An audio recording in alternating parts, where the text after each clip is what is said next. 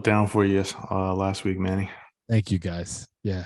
It's always tough, man. Like this is such a cool vibe. And when I miss it. I miss it anytime we can't get together. Stop lying. You went to Appreciate you, mofos. your candy You went to addiction your other anonymous. fathers group. Yeah, I'm not gonna lie. Looking back at or listening back actually, and looking at the clips, I feel kind of bad making my daughter look crazy. You know what? You know what was funny? I was thinking about that the other day. Like I think it was after we did our episode last week. I'm just thinking like, damn. And we talked about this before, but we don't really. We don't paint our kids as bad or anything like that, but we still talk about the fucked up shit. So you know what I mean? And I just wonder, like, even now, if they knew we were talking about some of the stuff, if they'd be fucking annoyed and mad at us for that shit. My kids watch us on YouTube. Uh-huh. They don't tell me shit though, but like every so often, like it'll slip, and one of them will be like, "Yeah, because Dad said this," and it doesn't seem to come off negative. Like they don't take issue with it necessarily. They just think it's cool. Like for them, it's like, "Yo, Dad's on TV," because they put it on the YouTube on the. Okay, right. Got it. Yeah. But we be saying some wild shit sometimes. You letting them watch this? No, I can't control. You're a bad father. Control it. Can't control it. It's actually a very good segue. Yeah. So I know you didn't read it because you don't like to read articles, but the ChatGPT tells me everything. Actually, that's actually a good point. It can. But Kay, why don't you like set it up? Because you found it. I'm sure you read it and you had some thoughts. Like let's get into it. Yeah, it was an article about a county in Pennsylvania who's, I guess, suing the the big players in social media for the damage and duress that it's causing on kids, because a lot of kids in this particular county are getting having levels of depression and suicidal and all this kind of stuff and anxiety based on the amount of time that they're spending on social media, and then getting sucked into the comparisons and stuff like that. And there's actually a handful of counties across the states that have some of these lawsuits out there. But it's interesting that never quite heard of. You hear of individuals maybe thinking about doing lawsuits or because it's affecting their kind of family individually, but this is a little different coming from a county perspective. I think I don't know where I saw, if it was a comedian. I saw something where oh no, it was on social media. Nice. I think it was that Gary V dude. And he was basically saying like, look, man, you can't blame all these platforms and all these tech companies for all your problems. If it's your kids that you don't want on these things, then take it off their phones or don't let them do it. Don't let them use it. Like, ultimately, I wonder, where is it the responsibility of company, government, and where it boils down to, hey, the parents of these kids need to be the ones responsible. That's actually where my mind went initially. Now look, let's not it's not a simple conversation to have, right? Because there are a lot of factors that are at play when you talk about social media and its impact on not kids, everyone, right? And so we all suffer from it to some degree. Now that said, as a parent, right, and I think we mostly subscribe to this way of thinking, it's like, you as a parent try to set the foundation in your household that you believe will benefit your kid the most throughout life, right? And so we fuck it up every so often, but we're doing the best we can to try to create that stable foundation. And so to some degree, I think the onus is really on the parent, right? Because like, yes, you can't hide from social media. So you got to learn to live and play with social media in a as healthy a way as you can, and try to, the way we approach it, and I'm not saying this is the right way to do it, but we try to create other things for the kids to focus on, so there is less time for them to focus on social media. And yeah, go ahead. Don't you think it's wild though that you know folks that have high ranking or have created or you know within this industry have come out and said that it's designed to be addictive, and that most of these folks, I don't want to say most, but you know, like if you look at probably some of the larger stakeholders and some of these folks in some of these platforms and stuff, that their kids Don't. are not allowed on it for that kind of specific reason. Yeah, you saw the yeah. TikTok guy talking about it. Mm-mm. I don't know if he's TikTok here or TikTok from China, There, but TikTok everywhere. or tickety tock tock tock. But there was a conversation that I saw on social media. Oh shit! Here we go. Damn, dude. How many hours a day are you on social media? You and my kids, bro. We gotta fucking take you all off. But the dude, they asked, it was pretty interesting though. They asked the guy, he was talking about TikTok, whatever, and they asked the guy, what kind of dance did he do? Do your kids? Because he mentioned he has kids. He could do your kids use the app? And he's like, no. Like you could tell that he said no before he even had the opportunity to think about it. And I felt like he's like, oh damn, I opened up a can of worms there. And then they were like, then he's like, oh, because my kids are too young or something. They're like I think he said 11 and 13 or something like that. And then he started going down this whole thing about how the US doesn't have any restriction on age for TikTok. Specifically, he's talking about specific TikTok. But most other countries have you have to be over 13 to use TikTok. Mm-hmm. And then I don't know what China is, but I thought it was, the interesting part for me was that most other countries outside of the US, you have to be over 13. And that's pretty wild that we would let really young kids on these apps. Yeah, my son was beefing with me for a while because he couldn't get Spotify on his iPad. I think it was Spotify until, I don't know, 11 or 13. I can't remember the age. So it was wild. And I was like, the app didn't let him? Yeah, the app was like, nope, you got to be over this age. And I was like, all right, that's good, but damn, don't you have like kid friendly, like no curses or, that kind of stuff you curate for them? But they do. They have like the kids app. But my son was like, come on, dogs. Like, yeah, what are we talking about? The kids version. Kids pop. They don't want to hear that. Right. Even my kids who are 4 and 2, they, they're pretty on the YouTube kids thing. But, and this might be our bad. And actually, I'm going to put this out there for parents to maybe not make the same mistake. So there's these YouTube kids that they follow, right? And me and my girl are like annoyed by these YouTube people. Your fiance? My fiance. Okay. And so my girl, like I'm annoyed by them, but I'm like, they're semi-harmless. The only thing that my girl would point it out, she's like, these kids and these families, they have everything, every single toy, their parties look crazy, like damn near a mini Disney World in their backyard for their birthday parties. Like, it's just like you're making kids believe that that's normal life and that why don't they have that, right? And that they should. So I get that part of it. But now that they're already down that rabbit hole, I'm like, okay, they're kind of like addicted to these YouTubers. My girl's like, no, that's it. There's a specific brother and sister. She's like, nope. And she blocked them on the YouTube kids in our main TV. Uh-huh. And then I think she blocked it on her phone. So then the problem happened then that my daughter was using my phone one day and she was able to see it because it was on, I didn't block it. Right. So boom, then she sees like, okay, there's she didn't know it was blocked, but she's like, oh, it's on your phone, but not mommy's phone. Then one day when she was saying, cause she knows how to do the whole speak into the Siri.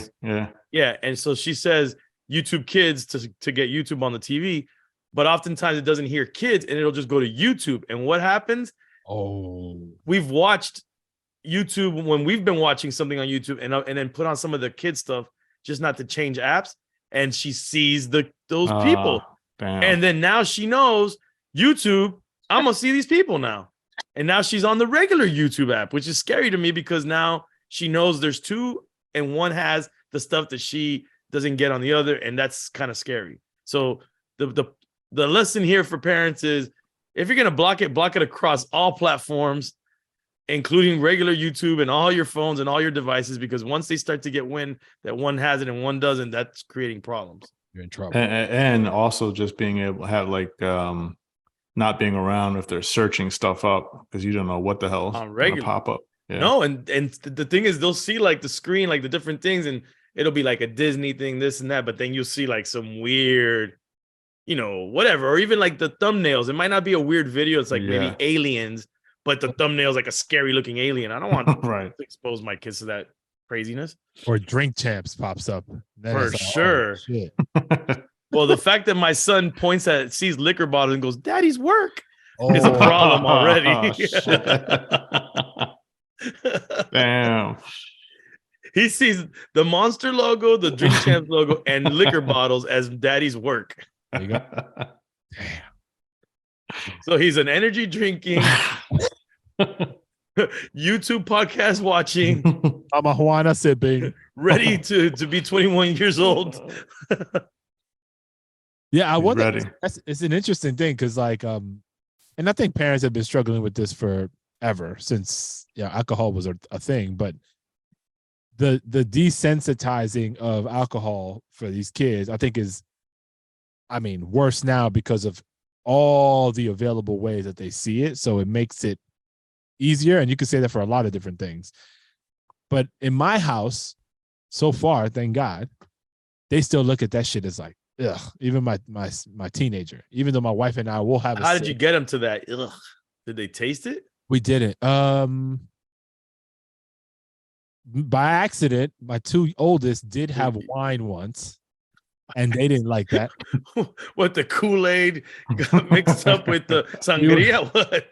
We were at a baby shower, and it looked like apple juice. It was like a white wine, and they just took some, put it in their cup. Goodness. Yeah.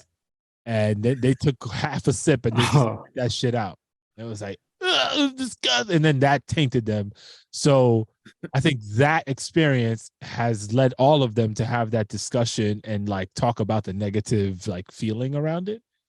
And then on top of that, we talk to them about like people, what they look like when they're drunk, right? Especially for my 16-year-old, because she sees it because her friends for years now, 2 or 3 years, have been like having parties and drinking, and she'll see the hangover effect when they come to school.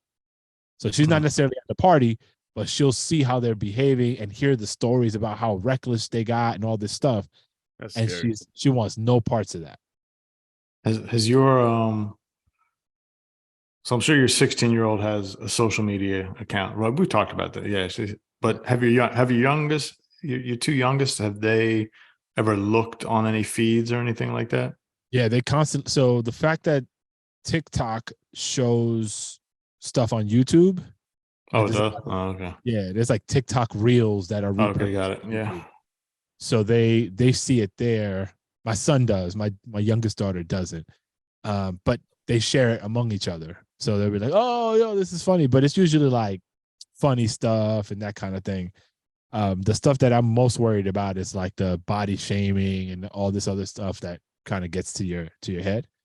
So far, it's been pretty passive. I'm sure my son is like big into like basketball related things. So like people talking about their opinions on certain athletes or whatever. So that's kind of where he spends his time when he's on YouTube. But so far, like it's been manageable. I'm not too worried. You have any filters or blocks or anything on any of your devices at home? I did. I went super hyper aggressive and just like blocked everything. Started deleting apps from people's devices and all sorts of stuff. But then I realized like I can't stop it. They're always gonna find a way to see the stuff anyway. So instead of like being reactive and trying to like control the situation, it's more about like setting expectations and like giving them like education around what they're doing to themselves if they go down certain paths. That has resulted in a healthier relationship with them personally, but also with the medium itself. Because like now we'll have conversation about what they're watching, which I like because now I don't have to be over their shoulder all the time. They'll just grab me and be like, "Yo, Dad, look what I just saw. Oh, did you know this?" And then I'm like, "Where'd you get that from?" "Oh, over here." And so, I'm sure there's stuff that they're watching that they're masking, but I don't think it's anything harmful. What do you guys think the next iteration of child addiction is going to be? Yeesh, VR. Like, do you think social media is VR? Yeah. We won't let my son try VR. We tried it. We tried it as a family. That shit is crack. Yeah. See, I haven't even tried. I haven't tried it, and he loves it. Really, I got no desire for it. And actually, my son was at a birthday party, maybe a week, maybe 2 weeks ago, and my daughter do it the other day. and he actually called me up on his watch phone. Yeah. He's like, "Hey, Dad, they have VR here. Can I try it?" And I was just like, I said, "You know what? You know how we feel about it, but I want you to make your own decision on this one. You tell me what you decide what you're going to do." He's like, "Yeah, I don't think it's anything bad." I'm like, "You tell me what you decide what you're going to do, and you let me know afterwards." And so then, nah, he didn't do it afterwards. Damn. Yeah, but you made him feel like the devil was going to go into his eyeballs. Yo, you decide whether you want to be with God or the devil. Yo, go ahead, decide. You mind fuck this shit. Yeah, man. I feel like I don't want to do it because of what you just said. Damn. But no, it's okay. You could do it, but what? But I did my daughter I'm not did controlling, right? my daughter did it at we went to one of those like indoor playground places. And they had a whole little VR setup, and my daughter did. She did it, and she was like, "Oh, it was cool," but she didn't seem like super fazed by it. Yeah. She didn't come out with her eyes burned going, "I am now a slave." Yo, I know people who are having corporate meetings on the regular with VR. That's weird. Like, really? It's getting really like ingrained in like culture in a lot of different ways. That like people. I mean, shit. I could see a world where people are. Why have a meeting? Why have to put on that goggle and pretend like you're all together? And like, why can't you just do Zoom? Yeah, I know. That is just extreme. That just to me is like you want to be an extra future dick. There you go. The new name for people who like VR. Yeah, it's bugged out. But yo, I could see, man, like it's cool as shit. It's really cool shit. But it was scary. When I put that shit on, I was like, yo, your mind can't tell like where you're at if it's a really good, clear game. So it fucks with you because you're like in your living room, but as soon as you put that shit on, you in whatever the hell. And it's weird. It's like the movie Avatar in real life. That's kind of what I could describe it as. No, it's not. Yeah, it took you too long to because I'm like thinking there's a lot more to that in Avatar. Of course. But on the surface. Shit, bro. So since the last time we spoke, there's Chat GPT 7000 already out. Oh yeah, like you can subscribe now. You could like pay a subscription fee for it. And does what? They probably have a stronger definition of queef at this point.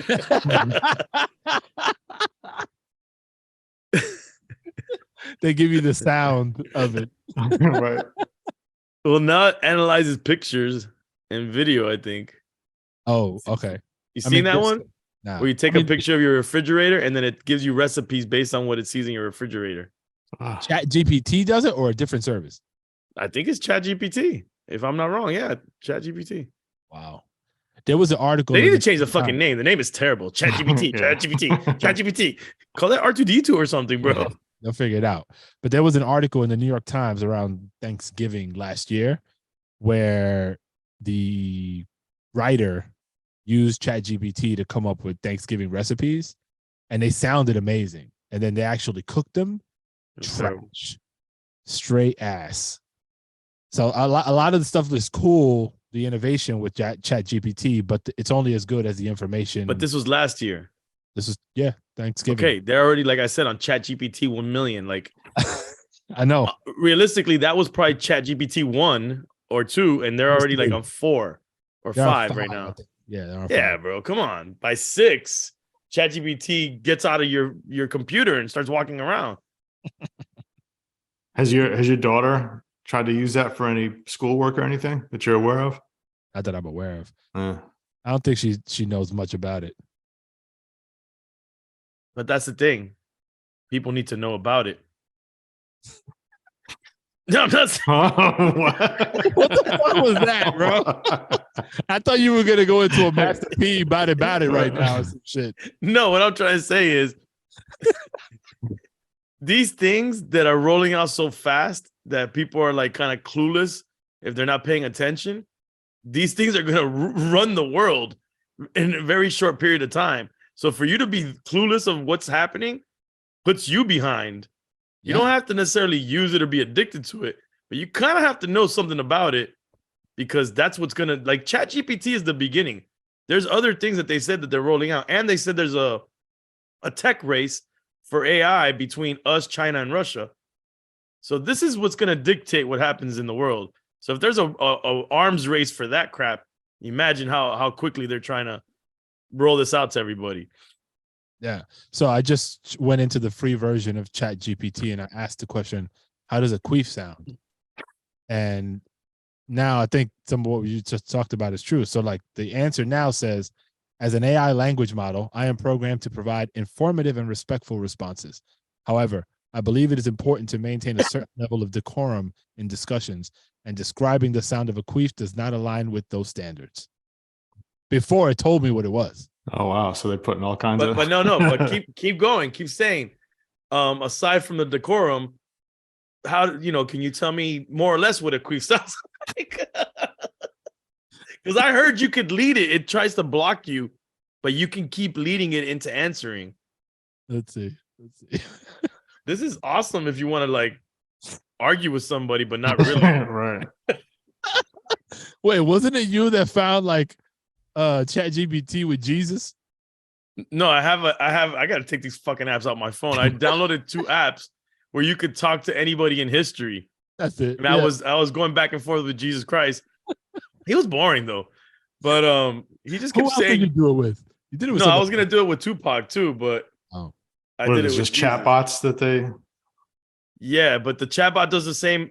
I think it uses this OpenAI stuff because it goes and it scours the internet for that person.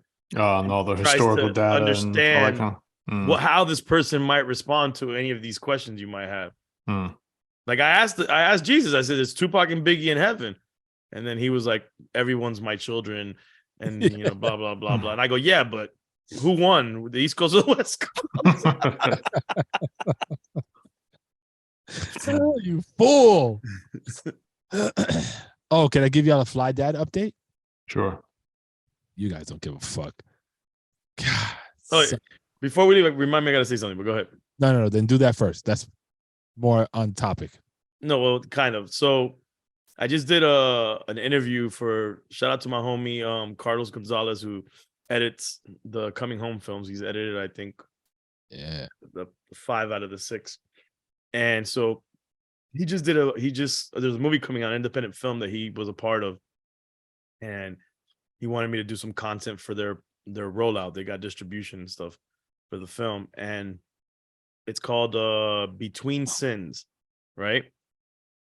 And what was interesting about the movie is it's like a movie takes place kind of in the hood, where a dude gets out of prison, and he's kind of coming back into life and trying to figure out like between streets and kind of like the right path, right? And he has a kid and all that. So in the movie, the guy coming home, he has a 13-year-old daughter that hasn't seen him for 5 years that he was in prison, and he's trying to cope with that relationship. And I had the actor and I had the director here, and we did like a podcast where I talk about the film with them. And what's interesting is that the dude, that was his real daughter in the movie. And another interesting piece is that he was trying to get he has 2 daughters. He was trying to get his other daughter. Originally, his other daughter was going to play the role, but then the director told him hey, I think the other daughter would be better for the role. And so he had to go back to his daughter and tell her, like, it's not gonna be you, it's gonna be your sister now. Damn. Oh. Yeah, but he said that the one daughter took it fine, and then the other daughter played the role. And then I was asking him about, because he said that in the film he has, he's dealing with their relationship, and that there's that distance and turmoil because of him being in prison. He said he had a very similar situation in real life as he's filming the movie with his daughter, with his real daughters. And so he said, I asked him if his daughter, like, how did she feel about doing that with him, filming that? Did she that she thought it was cool, whatever. And he said she just did it for him, but at the same token, it wasn't a far cry to act the way that she needed to act, because they really had that rift in their relationship, and he was really trying to mend it. So it helped him play that role as well. And whatever, I just thought, like, I told him, I applied it to fatherhood. Like, I thought it was really interesting in the film, and the film was really well done. The guy was a really great actor, and it took them about 4 years for this film to finally be finished and come out. And in the film, you ever heard of the case of Corey Jones, who got shot by an off-duty police officer in the Palm Beach area? It was a young man that pulled over because his car broke down. He called for roadside assistance. He was on OnStar, and as he's on recording on OnStar talking for roadside assistance, an off-duty police officer comes up and they're like, "What are you doing?" Bam, bam, and shoots him. Killed him, right? Yeah, killed him. Yeah. And so that's happening. Happened in the area where this movie's taking place, this independent film. And so they added that storyline into the movie, and they were able to, they approached the family if they could use real footage from, like, news and protests and different things, and use it in the film, and the family gave their blessing, and it's tied in. So now his daughter, who at the time of making the movie was 13, is 18 now. And now, their relationship is a lot better. She's looking back now at that whole experience with her dad, and about the social impact of that part of the story too, with what really happened. And it's just like, there's just like a lot, like, it brought them closer. That's dope. So I thought that was really cool. The movie almost worked as therapy for their personal situation. Yeah, for sure. I thought it was really dope, man. That's very cool.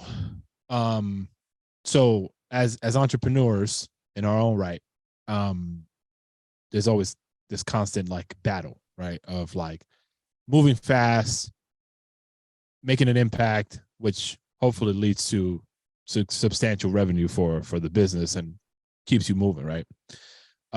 Fly Dad's been around for a little over a year now, approaching 2 years, and we've had, like, really good traction. So upon rolling so first and foremost, like, delivering a useful product, that hard part we got through. People love what they see with the Fly Dad bag, and then iterating from there, making tweaks to it so that every order that we place with the manufacturer is improved. That's been successful. Finding the audience that resonates the most with this utility, right? This thing that solves some problems for fathers isn't always easy, because you think, all right, new dad, Fly Dad backpack would be dope for you because you never have to worry about where shit is. It's always in the right place. It's got all these conveniences, and it looks dope, and it's, durable, all this stuff. But marketing in the digital advertising age isn't always as clear cut. There's a lot of revenue attached to it, but there's also a lot of investment that needs to go in. So figuring out the right formula has been a lot of our journey so far.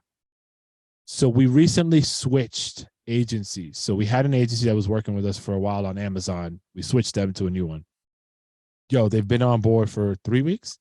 In 3 weeks, they've, I don't know, 5x'd the profit that we were making from, like, just like that, right? And, like, we're still, like, heavily invested in making Fly Dad what we envision it to be. So it's not like, oh, we have a few down months or a year and then we're gonna be like, fuck this shit. No, like, we're really dedicated to making this shit what it can be.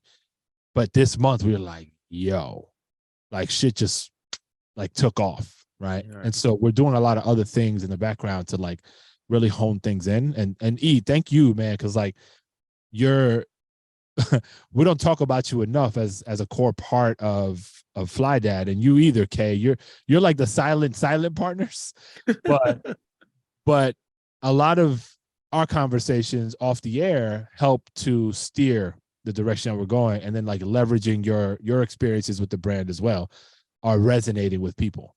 And so marketing is like this, a lot of art, but knowing us, like we want to make sure that whatever we say is actually being delivered and then some, not like blowing smoke up people's asses just to sell some shit. That's not our goal.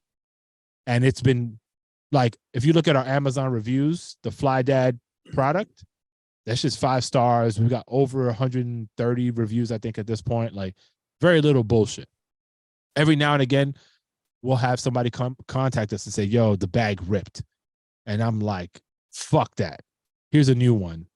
And if that shit rips again, let me know.